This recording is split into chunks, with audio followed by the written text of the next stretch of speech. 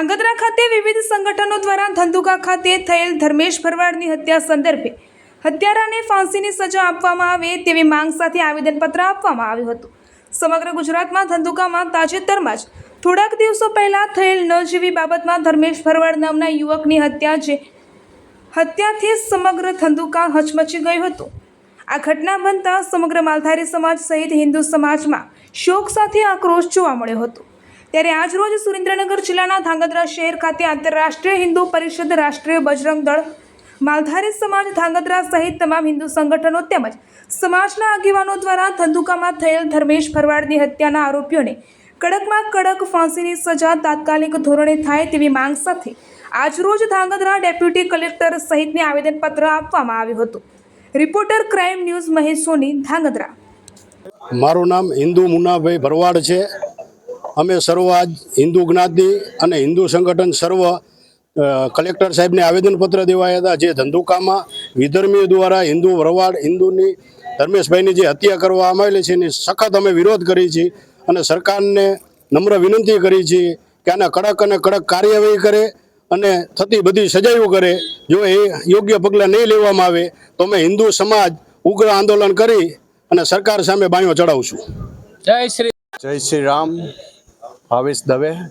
પહેલા તો જેટલી પણ હિન્દુ સંસ્થાઓ વીએચપી છે, એએચપી છે, ભારત દેશની અંદર જેટલી પણ હિન્દુ સંસ્થાઓ છે એના પદાધિકારીઓને હું ચેલેન્જ કરું છું, તમે શું ફાતડાની જોડે આપણે બેસવાનું છે કે હજી પણ 5 ખૂન આપણે કરાવવાના છે?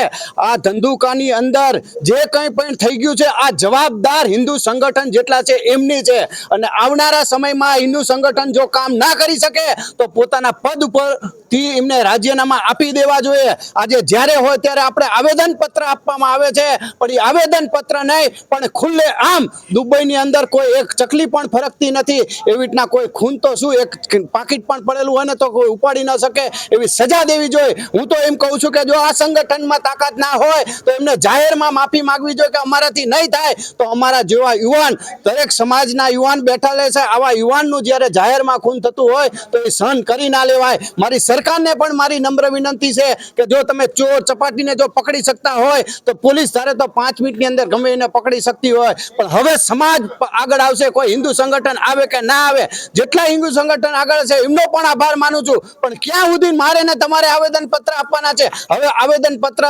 બંધ અને એક જ મારી સલાહ છે કે હવે આગળ આવો, જે એની સાથે થયું છે એ આપણે પણ એમની ધર્મ સાથે કરશું અને જાહેરમાં કહું છું। અને ભાવેશ દવે ચેતવણી આપે છે, જો ભાવેશ દવે હજી હમણાં જ પરશુરામ જયંતિ છે, જો અમે ફરસો ઉઠાયો ને તો ક્ષત્રિયો પણ અમારી સાથે આવશે, ભરવાડ સમાજ, રમાડી સમાજ જેટલા પણ છે અમારી સાથે છે। તમે હિજડાઓ ના સમજતા, અમે તમને હિજડાઓ ન બનાવીને તો અમારું નામ હિન્દુ નહીં। ભારત માતા કી જય। આજે આપણે જાણીએ છીએ કે વિશ્વ હિન્દુ પરિષદ તેમજ ગામની હિન્દુવાદી સંસ્થાઓ દ્વારા ડેપ્યુટી કલેક્ટર શ્રીને આપણે આવેદનપત્ર આપેલું છે। આપ સૌ જાણો છો કે ધંધુકા મુકામે માલધારી સમાજનો યુવક ધર્મેશભાઈ ભરવાડ એની નિર્મમ હત્યા વિરોધીઓ દ્વારા કરવામાં આવેલી છે। ત્યારે સમગ્ર હિન્દુ સમાજ, ખાસ કરીને ધંધુકા અને આપણા સૌરાષ્ટ્રના હિન્દુ સમાજના લોકો બહુ જ વ્યથિત છે આ બનાવથી। નાની એવી બાબતમાં હિન્દુઓને જો આવી રીતે સહન કરવાનું આવતું હોય તો સરકારે આની સામે કડક પગલાં લેવા જોઈએ।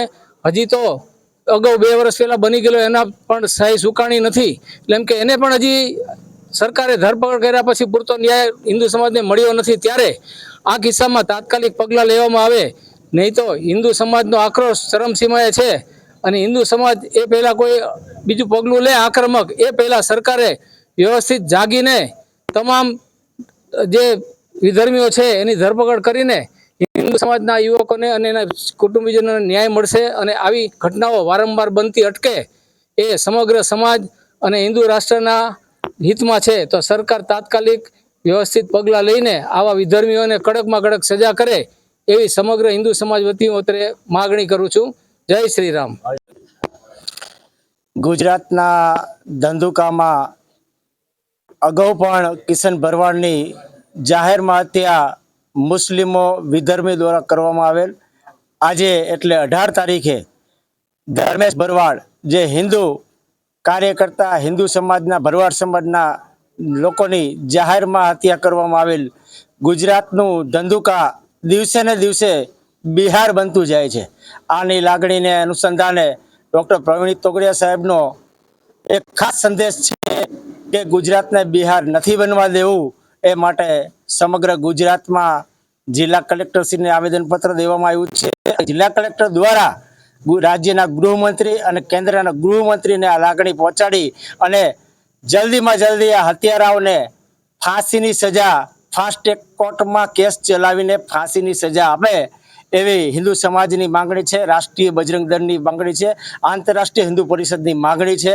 એના માટે આજ રોજ ધાંગધ્રા ડેપ્યુટી કલેક્ટર સાહેબને આવેદનપત્ર દેવામાં આવ્યું છે. સમગ્ર હિન્દુ સમાજના અનેક સંગઠનો સાથે જોડાયેલા છે. ભારત માતા કી જય.